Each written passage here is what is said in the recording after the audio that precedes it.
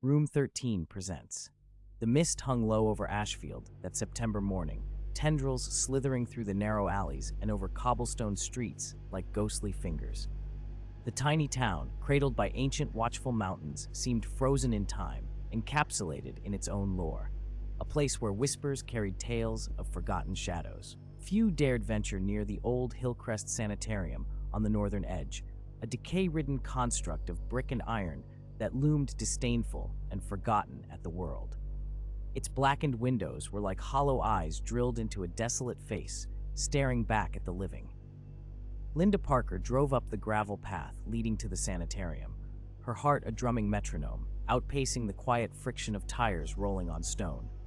She was a freelance journalist, new to the world of investigative reporting, and Hillcrest held promises of mystery, secrets eager to be turned into words.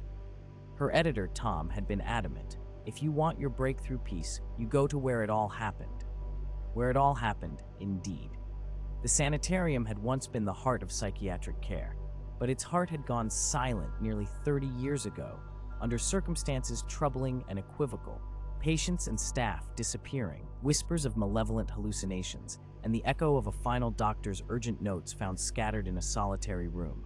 Beware the shadows, they see. Linda stepped out of her car, the air sharp with a tang of autumn leaves and neglect.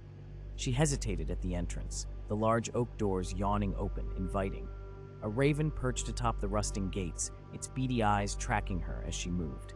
Inside, the air was thick, heavy with dust motes cascading slowly through narrow shafts of light. It was a world where time layered itself like peeling wallpaper, the past palpable as if it yearned for recognition. She flicked on her flashlight, the dim corridor ahead unfolding in segments of light and shadow. Linda's footsteps echoed, swallowed greedily by the void, each step testing her resolve against the eerie, whispering silence. Her flashlight scanned the walls, finding remnants, old charts, forgotten gurneys adrift in melancholy. Unease fluttered closely to her spine, insinuating that perhaps some places weren't meant for rediscovery. Her destination was clear, though: Room 13. It had been the focal point of all rumors, the place where the barriers between reality and nightmare seemed thinnest, where Dr. Alden, the last known doctor lost to the crisis, was reportedly last seen. The hallway leading to Room 13 was different, narrower, suffocating. The floorboards groaned under Linda's weight as if the building itself protested against intrusion. Her flashlight began to flicker, a stuttering pulse that cast grotesque shadows along the walls. "Come on," she muttered, exasperated, the light steadying reluctantly. Eventually, the number appeared, paint chipped yet recognizable on the door. 13, unlucky for some, catnip for the curious. A siren call for those wanting to unravel. She reached for the doorknob, grasping it cautiously. A strange vibration raced through her fingertips, a low hum that settled into her bones, thrumming in rhythm with a foreign heartbeat. Or perhaps a resonance of histories repeating. Inside, the room was still. Linda's flashlight laid bare a scene of stark abandonment. An old desk, a moth-eaten chair, and walls adorned with fading sketches, illustrating dark, twisted shapes. The sketches seemed to dance in the meager light, a danse macabre playing across a canvas of forgotten prayers. Then the whispers started. Soft, like leaves rustling on deadened branches, they ebbed and flowed, an indecipherable language. Linda's heart raced. She steadied her breathing, edging further into the room, one ear attuned to the unnatural symphony.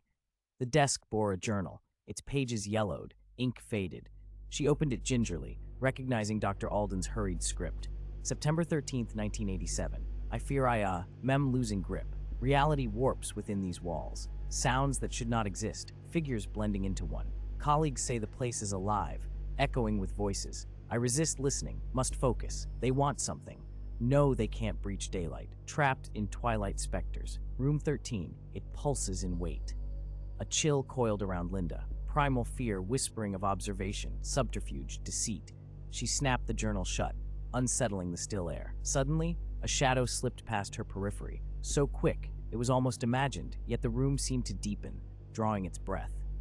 Linda spun around, flashlight in a frantic dance, her voice betraying wild panic. "Who's there?" she demanded, her challenge swallowed whole by a growing darkness that seemed to seep from the walls, pregnant with malevolent sentience.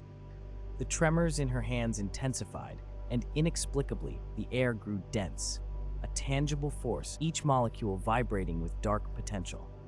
Her flashlight faltered, sputtered, and died, plunging her into a consuming blackness. Panic clawed at her throat. She stumbled backwards, breath quickening, vision swimming with shapes conjured by fear and a memory of light. Reach for the door. Get out, her mind screamed over her thundering heartbeat. In the oppressive dark, Linda fumbled. Each step toward the exit felt like swimming upstream through a viscous, whispering tide. The cries intensified around her, rising to a cacophony of tortured souls, suffocating silence exploding in a crescendo of despair. Then, silence, deafening and absolute. With trembling fingers, Linda managed to relight her phone, its glow harsh and sterile against the oppressive void. But the door stood ajar, an escape into unknowns layered with dread. Her shaky breath fogged the air. It took a near superstition-fueled bravery to recross the threshold of room 13. Once outside, the pressure ebbed, but the building itself seemed aware, alive with a pulse that thrummed beneath its decrepit skin. Linda rushed down the corridor, every room a potential harbor for the waiting dark. Her mind raced with questions, conspiracy weaving itself from tangled fragments. What did Dr. Alden uncover, and why did the darkness guard it so jealously? Moonlight ushered her out to the courtyard where she collapsed, the earth cool and reassuringly solid beneath her. Shadows played mercilessly across her vision, shadows bearing witness to those who sought secrets in dying places. As Linda's breathing steadied, she became aware of a new sensation, the skin of her left arm tingling, a creeping warmth that spread rapidly. Her eyes converged on a small, unworldly mark, a series of numbers etched into her flesh as if burned there by some invisible brand. She understood, abruptly and chillingly, that Room 13 had more than harbored secrets. It had chosen her, a gateway for its message to the world above, beyond and after. She was more than a witness, she was a harbinger. Above, clouds shifted, moonlight bending shadows across walls encrusted with the city's breath, unbreathing for decades. Linda realized resolution lingered close, yet unseen, somewhere between the shifting haze of fact and fiction. And so, it was. Room 13, the eager chamber, left ajar, awaiting its next visitor in the chance they, too, might awaken what slumbered ghost beneath the whispering walls.